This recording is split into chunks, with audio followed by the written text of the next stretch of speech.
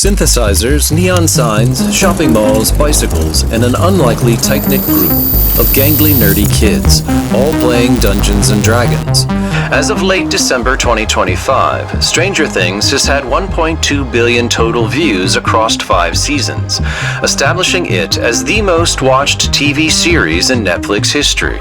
We've gorged ourselves on this very satisfying fictional story, like little kids eating grandma's old-time apple pie. Stranger Things takes place in what feels like a simpler analog era. 3 channels on the TV, 1 radio station, 1 nation, no political divide, and 1 bad guy, the Russians. Just about any problem could be solved with a good group of friends and some walkie-talkies. But don't be fooled by that warm, fuzzy 1980s feeling. It's a big neon trap, a shiny object, distracting you from what the show is really all about. The scariest thing in Stranger Things isn't the Demogorgon, it's the Upside Down, and it scares us all to death because it represents something very real, hidden deep within us. Stick with me to the end of this episode, and I'm going to show you how Stranger Things isn't just good nostalgic sci-fi. It's a sophisticated map of a region of the human psyche that you probably shouldn't be looking at. But like all of us, because you can't resist a good scary story, you'll probably look anyway. I'm Stewart Dixon. Welcome back to the Hologram. On this channel, we take the things you see every day, the 2D surface of life, and we rotate them to reveal the 3D depth hidden underneath. Let's begin our investigation of Stranger Things on the 2D surface. First, it's a masterclass in nostalgia. It's Steven Spielberg meets Stephen King meets John Carpenter.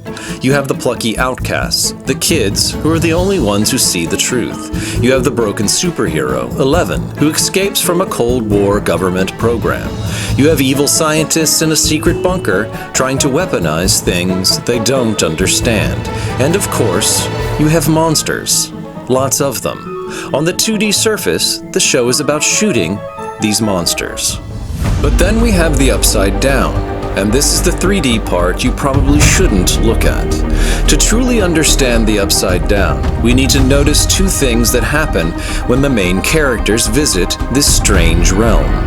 Often the conversations held there are emotional, cathartic, and therapeutic in nature. Past traumas, interpersonal conflicts, stuck emotions, deep fears, and human inadequacies are all hot topics. But why? Why is this the case? Because the Upside Down is the unconscious realm of us all. The German philosopher Friedrich Schilling first coined the term creative unconscious in 1800. He laid the groundwork for the idea that there is a vast part of our identity we don't actively see. 100 years later, the French neurologist Pierre Janet introduced the subconscious, an aspect of the mind split off from our main identity due to hysteria or trauma. In the early 1900s, Sigmund Freud combined these 2, simply calling them the unconscious, a locked vault filled with repressed desires, primal drives, and traumatic memories too threatening to acknowledge. And finally, a few years later, Carl Jung coined the term collective unconscious. Imagine a vast underground zoo filled with hundreds of raging wild animals with dark, fearful desires, kill-or-be-killed instincts, and uncontrollable archetypal impulses. This is our collective unconscious. This is also the Upside Down. If Stranger Things is a hologram, what is the secret whole message hidden beneath the synthesizers and red neon? The holographic truth, of course, lies in understanding the Upside Down. Notice that the Upside Down isn't a different planet.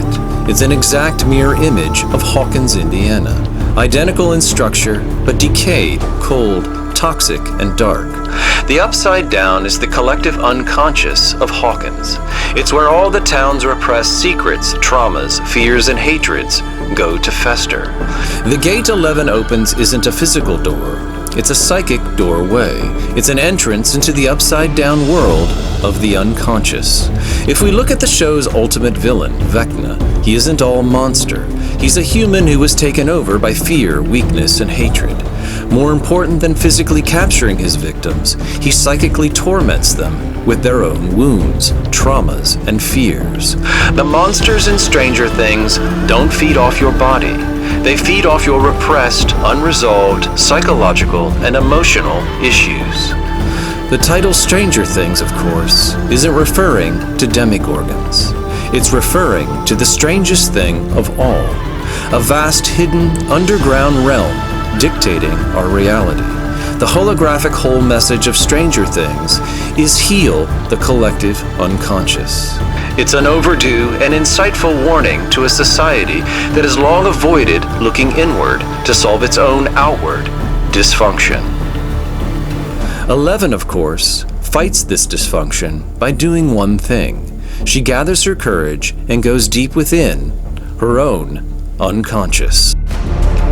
So let us follow her lead. Let's join 11 right now in the Upside Down.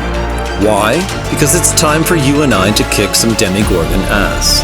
It's time we took a good look at the upside down mirror of our own lives and did some deep cleaning.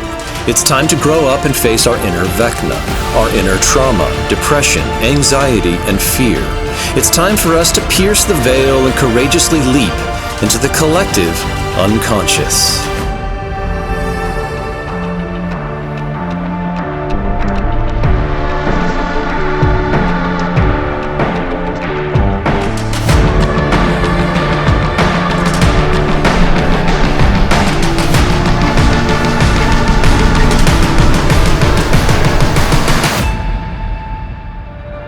Let us find our courage.